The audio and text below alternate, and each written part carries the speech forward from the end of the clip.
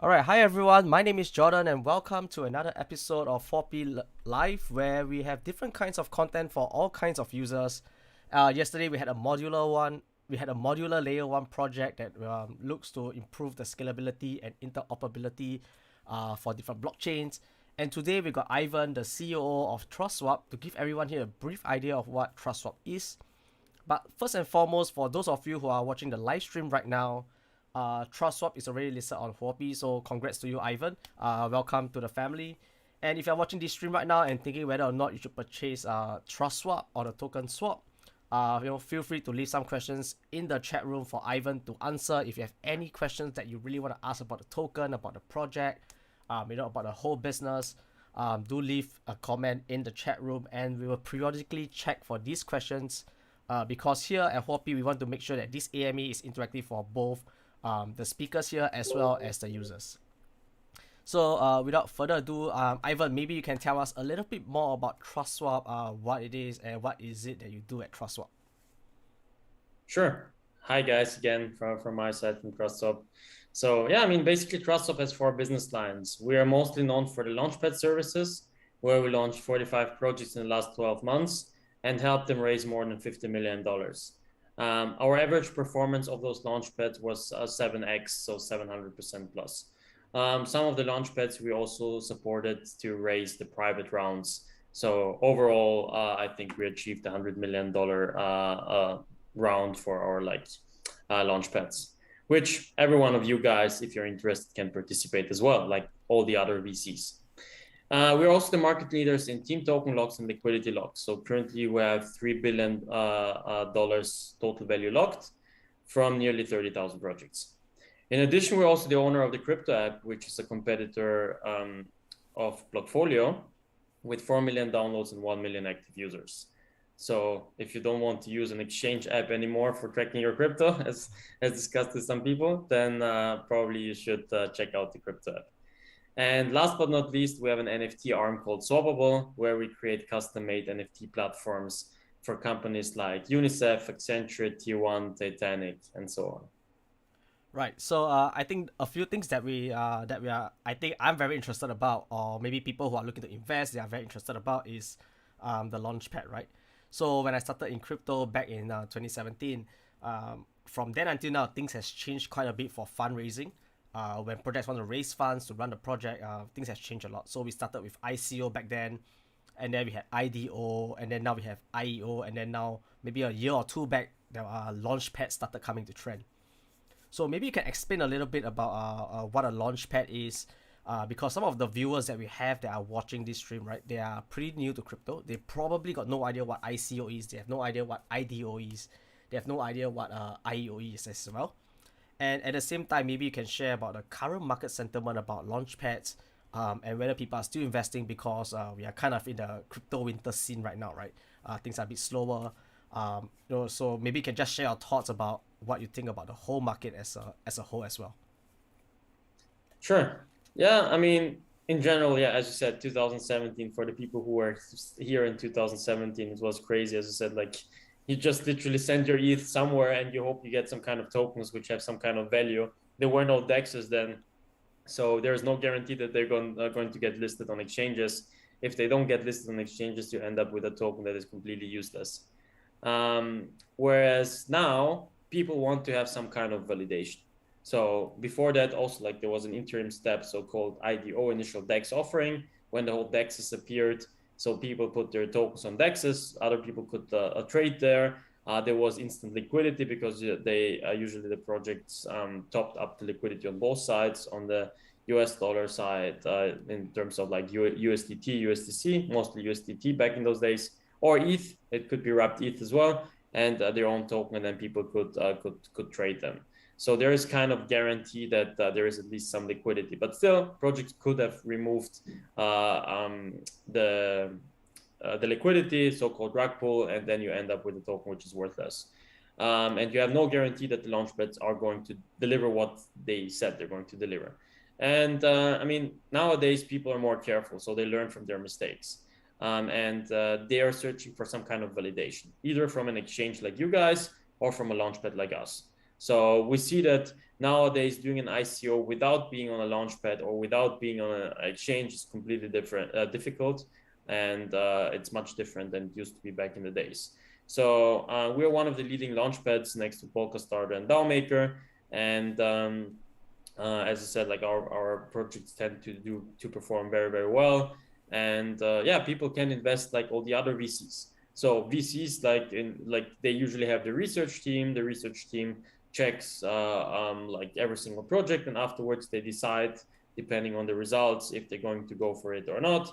And why should you not invest like VC? I mean, this is a proven model which was out there since like 10s, 20s, like, or in more years, still kind of like the whole internet scene exists, and that's basically what launchpads are.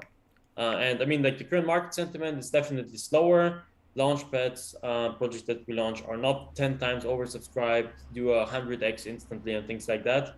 But as I used to say, is in the current market sentiment, actually raising funds when the whole market is down and the token gets up to the market when crypto is down, it's much better risk reward.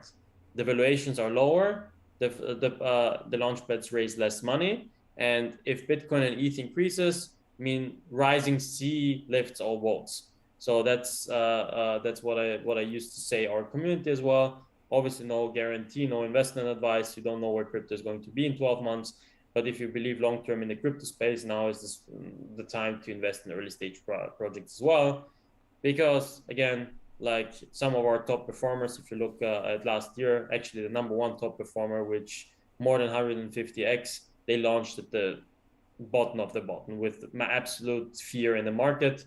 Then the market turned 3 months later and they spiked like crazy. Right. So we'll talk about the 150x project. So I did check out. I saw the portfolio. I think it was I almost participated in that project actually, but I didn't. I chickened out in the last minute because it felt a bit too scary at that point of time. But so now that you mentioned that launch pads are a little bit slower now because it's a winter, it's a bear market. So is TrustSwap really affected quite badly for the bear market? Because we have heard different news of companies doing layoffs, right? We have Coinbase firing staff, we have Gemini firing staff, Crypto.com was laying off staff as well. So does the bear market actually affect you guys a lot as a business as a whole and not just a project itself? Yeah, I mean, as I said, the B2C business is definitely a bit slower right now. We launched less projects, which is also a good thing because the quality increases. But I mean, next to the launchpads, we have the 3 other business lines, and the 2 out of the 3 are actually taking advantage of the current market situation. So, like the crypto app, more people like the more the prices crash and super volatile, the more people check the prices, the more we get clicks on the app, the more we get revenue from ad space and things like that, which we have on the app as well. So it's actually a good thing for that. The other thing is the more scams are here, the more people want to have some kind of validation. So all the token locks, liquidity locks are used more, and even though there are less projects, the percentage of people using them is much higher. So we're around about at the same amount of locks every month.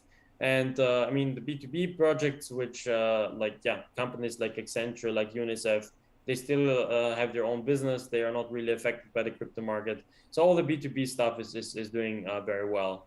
And yeah, I mean, like our competitors are laying off people. Yes, we actually hired 10 people this month. So we're currently still in the growth stage, and I wouldn't say we're not affected at all, but we're definitely less affected than some of the other projects. And again, like if the market will turn, some of our competitors might not be here, but we're still going to be here, and we're going to be stronger than before.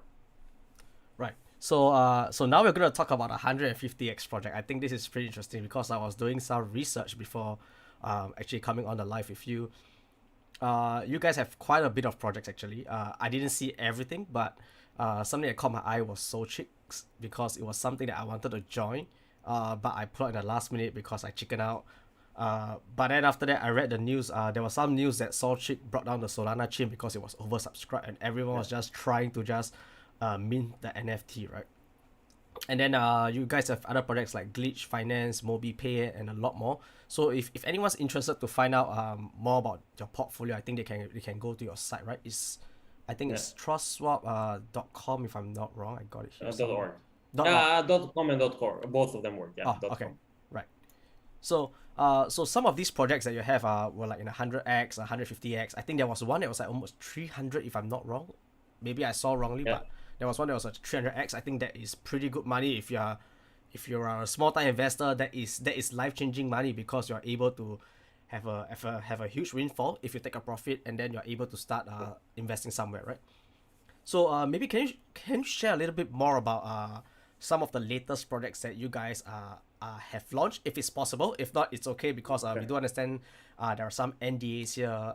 Maybe there are some projects that you can share a little bit of leaks so that people that are on the stream, they are able to keep an eye out for these projects. So maybe share what you can share. If you are not able to, it's fine as well. I don't blame you for it, but I'm all ears right now. Perfect. Yeah, I mean the last project which we launched was Partisia, which is probably one of the best projects which we ever launched. They managed to raise more than $50 million, 50, like a bit more than 2 weeks ago. They're a very solid. They call themselves Layer 1 plus 1.5, as they have created the enterprise blockchain, which have the ability to be a second layer on top for privacy. So you can still use Ethereum, but use Partisia on top in order to have privacy transactions. And obviously, like all the enterprise blockchains, privacy is super important. Think about a company that is like S&P 500 company. They don't want all their transactions to be completely public for everyone because Right. all their competitors will know what they're doing. And also from regulatory issues, especially if you're a social media or something like that, you cannot like post everything publicly on the blockchain. So transparency is super important, and they got even funds raised by all the other layer 1 protocols. So they got funds raised by Polygon, by Near, by Cardano, and several others. So their demand is really here. I personally invested quite a lot in the project, so I'm super hyped into that. One of the next ones is Move to Earn, which is, I cannot tell you the name right now, but it should be announced either today or tomorrow. So if you're watching the recordings, you probably know it already. If you're watching it live, I cannot tell It's you. alpha for tomorrow. Exactly. So, basically it's a Move to Earn game, or not game, but project, and it will launch next week. Very solid team, very solid backing. And Move to Earn is currently kind of the only thing that really kind of performs very, very well currently. And if you look at StepM or StepApp and some of the others, so FitFi, they did tremendous jumps in prices, so 500% plus or even more. Some of them did 10, 20x. And as I said, like if it's one of the projects which is super solid right now, and imagine if they do 500% the current market sentiment, what happens if Bitcoin gets to another all-time high?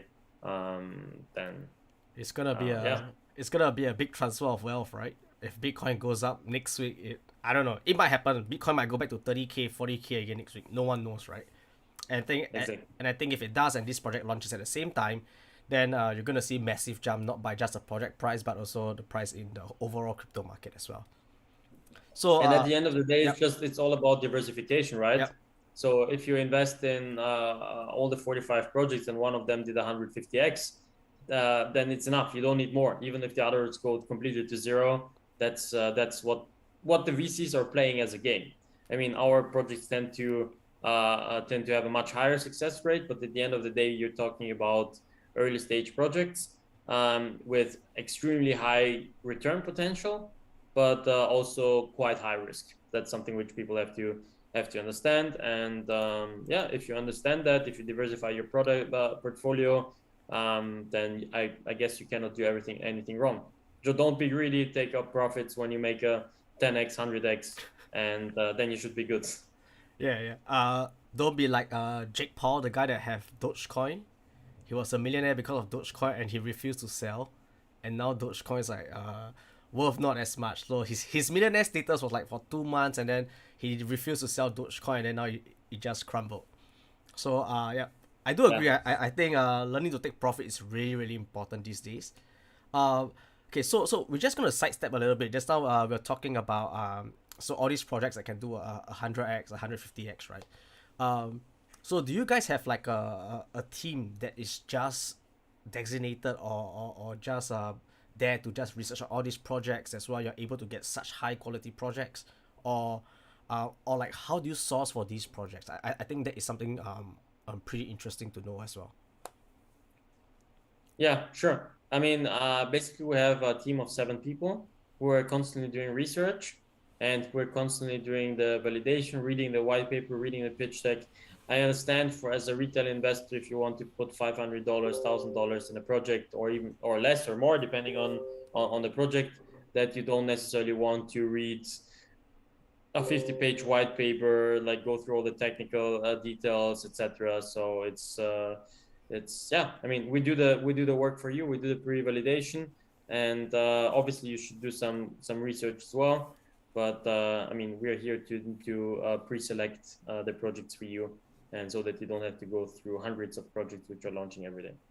Right, right. I think that is a value add for the consumer side of things, right? So for those of you that just tuned into the live, we are talking to Ivan, who's the COO of TrustSwap, and TrustSwap runs a pretty interesting business model. If you missed the first part, I think you might have to watch the recording because we've covered quite a bit already. But now let's talk about move to earn. I think that is something pretty new. We have those new products like you mentioned, Steppen, right? And Singapore, where I'm based in right now, we do have something similar, but it's promoted by the government itself. So it was pretty interesting that the government were giving out Fitbits. So they design their own Fitbit, and then if we wear it, we walk every single day, we clock a number of steps. We do get some points, and then these points can be converted into vouchers for groceries, or for transportation and stuff like that. So I think that is where probably someone got the idea of move to earn from.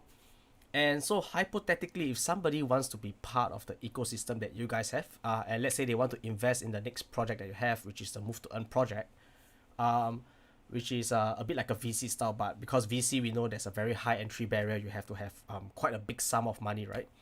So let's say if someone like maybe starting out, how can they be part of this ecosystem that TrustSwap have, and how are they able to join these projects or buy into these projects even before they go into market?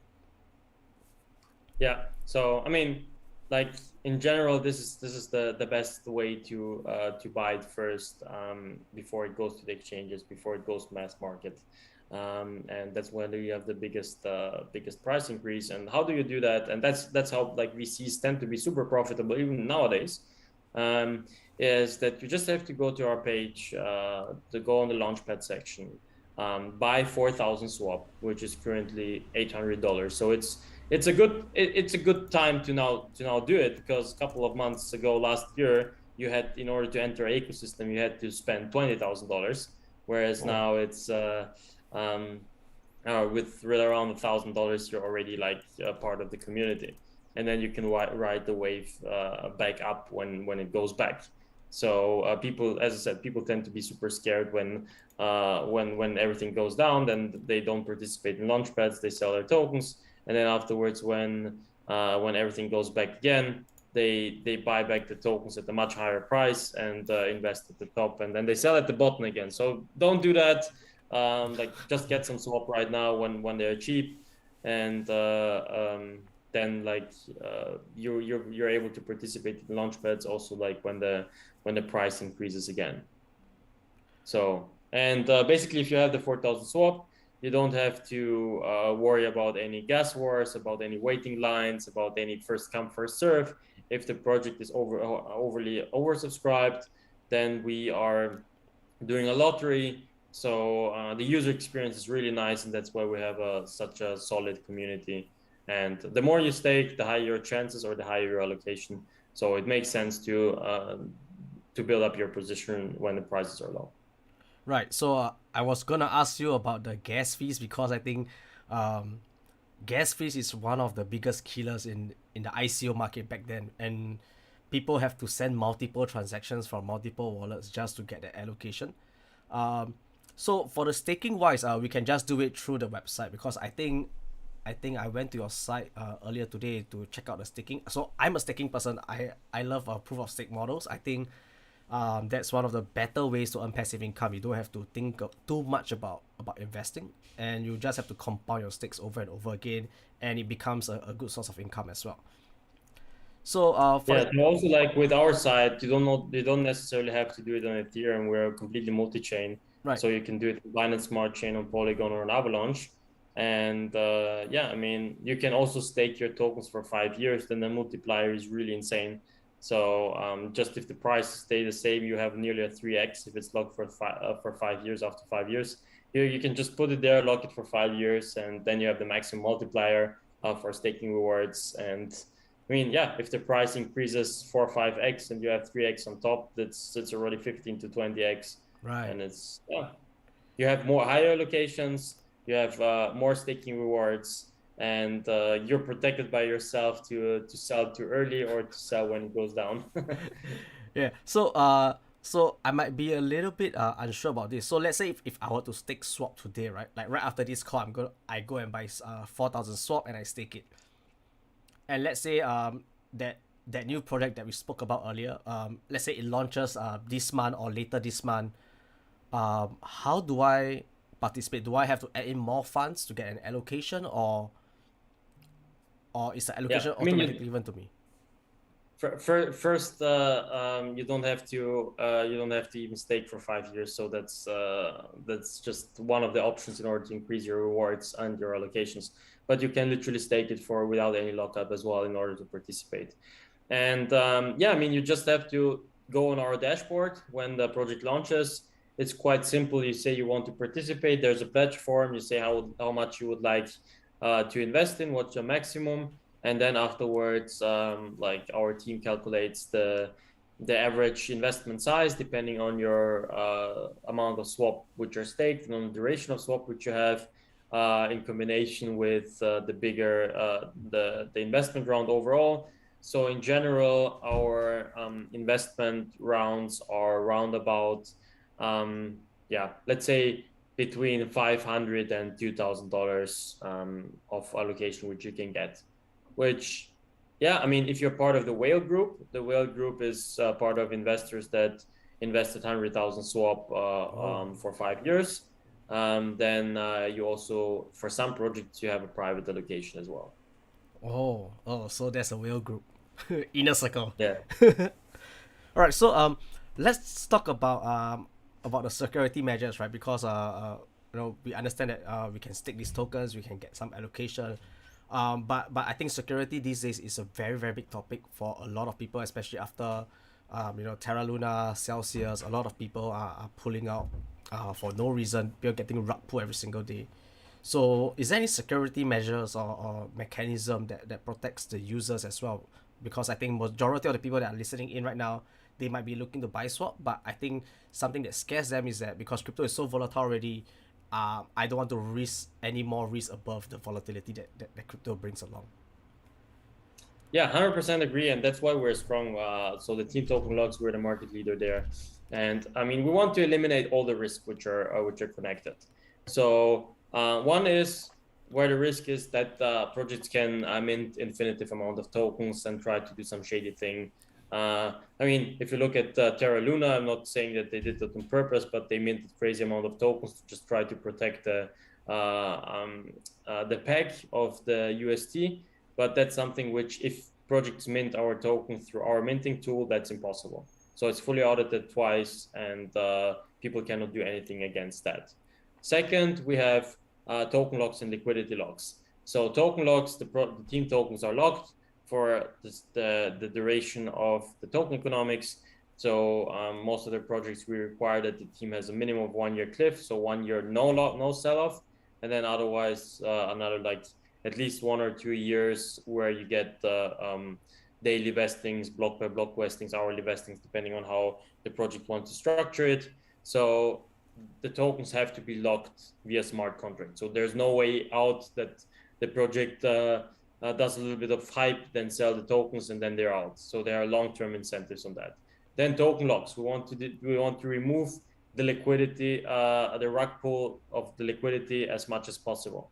So people have to deposit their liquidity LP tokens and lock them. In the case of Uniswap V3, you get an NFT which you can lock as well. So the liquidity is locked. There is no rug pulls. At least in the worst, like if nothing happens to the project, you can at least sell the tokens. What price is different, sorry, but you at least have the guarantee that there are no rug pulls. Then we are working on a solution that we have milestone-based funding unlock. So if a game, for example, say, okay, we want to deliver the alpha version in Q1, the demo in Q2, and the game in Q4, let's say. So if the alpha version is not ready by Q1, they will not get the money, because like there will be like an independent like auditing like team which will go through the milestones and say, okay, this team did not deliver, so that they don't get the funding. And the idea of this process, this is the only thing out of the 5 which I mentioned before, which is currently in development, but we're shortly going to launch a solution around that. So then you can be sure, okay, the project did not deliver, so the rest of the funds will not be sent to the project team, but will be sent back to the user. So there's more guarantee that they're going to deliver. And at the end of the day, it's nothing new. That's how milestone-based investment in VCs in traditional space work as well. Nobody is giving you 20 million upfront. So you get 2 million, you start working, you deliver something, you get 5 more, you deliver something, you get 5 more, you deliver something, and then you get the rest. So it's that's how it works. Right. So I think that's pretty accurate because I do have family members who are VCs, and they literally hold the funds for the projects because they don't want them to raise funds today and then tomorrow they're just gonna snap and disappear, right? So for those of you that just missed it, I think the most important things that Ivan shared was actually about the token locks, where they lock up tokens, and they have the milestone-based funding unlock as well as liquidity lock to prevent rug pulls from the DEX, right? So rug pulls, I think the liquidity lock will only be affected by the DEXs. Is that right? Or in CXs yeah, I mean, you well? cannot lock the liquidity from exchanges, but usually on exchanges like Huobi, there's enough natural liquidity, so you don't necessarily need a market maker. And there's also like natural market makers as well, which try to optimize some of the inefficiency in the market between the exchanges. So for example, if swap token is a little bit more expensive on Huobi than on Gate, a market maker will buy on Huobi and buy on Gate and sell on Huobi until the prices even out. So on exchanges, it's not that necessary, but on DEXs it is, because there you can, like, usually the project provides liquidity, and if they pull out, there's no liquidity you can sell. And usually early stage projects, they're not on Huobi from day one. I mean, there are some exceptions, but they start on DEXs first, and then they go on centralized exchanges. And still nowadays, most of the liquidity is also on DEXs, and we personally have a lot of like traders that just like market makers that just follow the Uniswap price. And if like we would have like we will not do that. Our liquidity is also locked. But if we would remove the liquidity, then the market makers will not know what to do, and then like right. the liquidity crashes. But at the end of the day, it's more important for DEXs than for centralized exchanges. Right, got it. So as I was looking through the site, I think I came across something called team.finance. Is that what the token lock is for, or is that what governs the token lock in some sense, or how is that whole thing connected back to the token swap or TrustSwap? Yeah, so Team Finance is the product which is responsible for token locks, liquidity locks, staking as a service, vesting as a service, NFT locks, etc. So this is the product name of this product line. And yeah, I mean, it's quite simple. You go there, create a new lock, choose your chain, and then afterwards lock your tokens. Then you have an own dashboard. People can check it out. It's much more transparency for the investors. They know which token is going to be unlocked. They can potentially speculate on that as well. So if they see, okay, there's a big team unlock in a month, then they can already see, okay, I don't get suddenly I don't get dumped on myself and I did not know what happened. I see, okay, there's a big team unlock. The price is quite high. Let me take some profits. Let's see what the team members are doing. If they're selling, I can buy the dip. If they're not selling, I can rebuy again and did not have to add the risk. So it's for everyone in the game. It's very interesting. And what we're charging is also quite low. We're charging $150 for a lock. And yeah, I mean, at the end of the day, if you want to develop it by yourself, sure, go for it. Just the audit will cost you $20,000. So and you don't have the clear dashboard and everything. So yeah, I mean, that's why we're the market leader, and that's why people are using us. We're also connected to big platforms like DEX tools, where people can check if the liquidity is locked. And we're just here to decrease fraud, increase transparency, and make crypto a safer place for everyone. Right. Oh, I love that last phrase, man. I love that last phrase. So let's talk about the app. You guys have a crypto app, and I think before the stream I was telling you I read it, I read the whole thing twice again just to make sure I'm not getting the wrong company, because it's gonna be very awkward if you're talking to crypto.com on the Huobi app, because basically we are competitors, right? But then I went to the app store and I saw, okay, it's called the crypto app. So I think the app has quite a lot of features. I was just browsing through. You have like news, you have a tracker as well, and I think there are some features that can protect users from Black Swan, like the Black Swan event that happened with Terra Luna Celsius in the last couple of weeks. And then you did mention that the crypto app does have quite a bit of download. I think 4 million downloads or something like that, with 1 million active users, even in the current market sentiment, right? So maybe you can elaborate a little bit more about what the crypto app is, because I'm still new to it. I haven't really fully explored the whole app yet. So it'll be nice to get educated by you at the same time. Exactly. I mean, as you said before, crypto.com and crypto app are two different things. Crypto.com is an exchange, which is one of your competitors, of course. The crypto app is not an exchange, and we are basically a portfolio tracker. And portfolio tracker, news aggregator, and our aim is to get kind of a mega app. And I really like to use it because here I have like the three different tokens. That's my widgets. You have widgets as well. Right. And Nice. I have the three tokens which I'm following most. It's Bitcoin, ETH, and Swap, of course. And then I have the news aggregator here. I can just scroll through it and see all the Oh. most important news, which we work together with Crypto Potato. With when I scroll through, I see crypto.com, bitcoin.com. I see Cointelegraph, CoinDesk. I see CoinGrape, Cointelegraph again, Coinpedia. So we work with most of them. And obviously, if you click on it, you can open it. So then it goes directly to the news. Right. And here it's Crypto Potato in this case, and you can it seems that quite Yeah. now it's better. So you can literally go and scroll through. And Right. then you can obviously, if you open it in the app, not in the widgets, then it looks like that. And sorry about that. And yeah, you can literally go through the most important news aggregators. And yeah, I mean, also you can connect your public keys with the app, and have everything in the whole portfolio in one single app.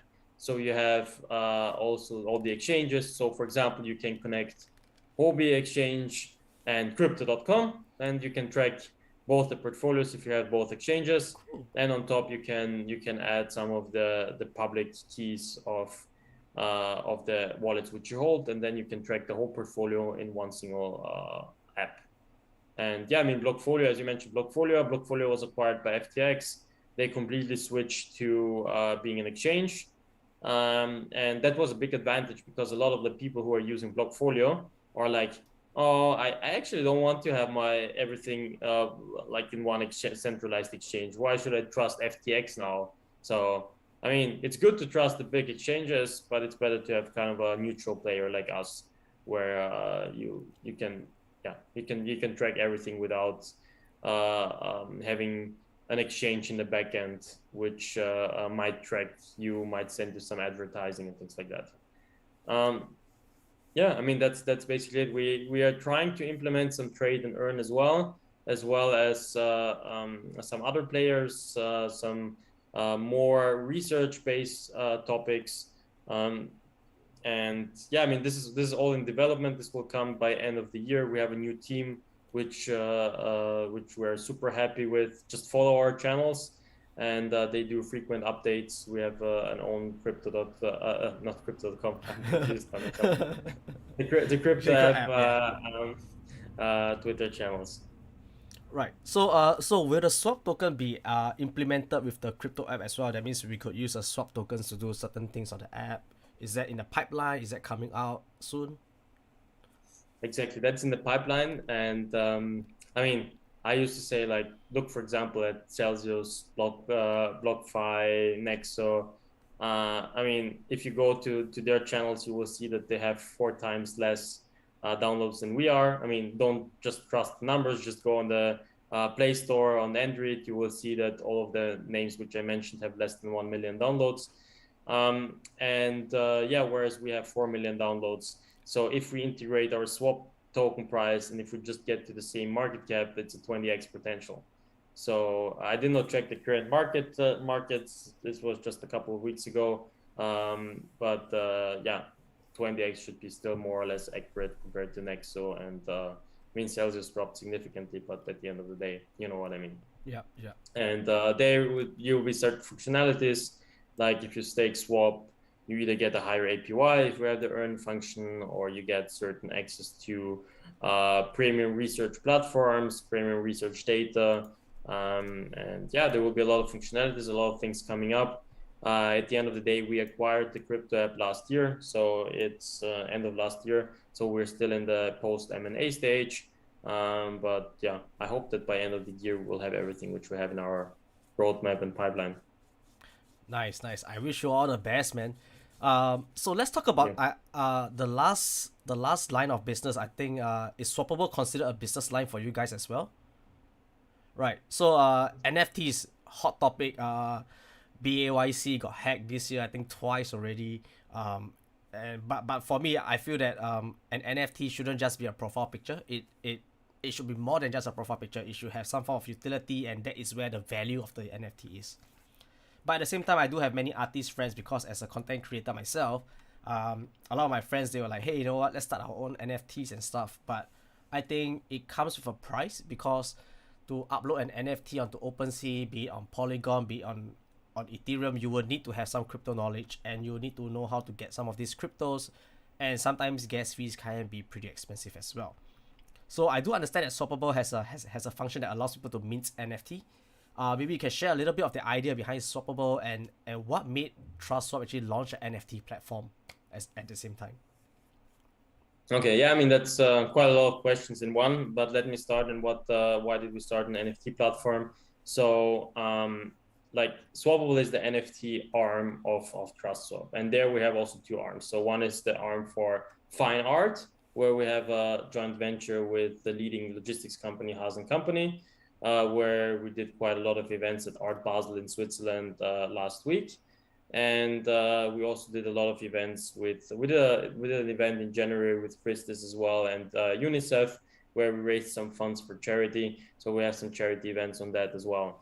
But at the end of the day, to come back to your question, why do we have that? I mean, we do a lot of infrastructure projects like token generation, token locks, liquidity locks, etc.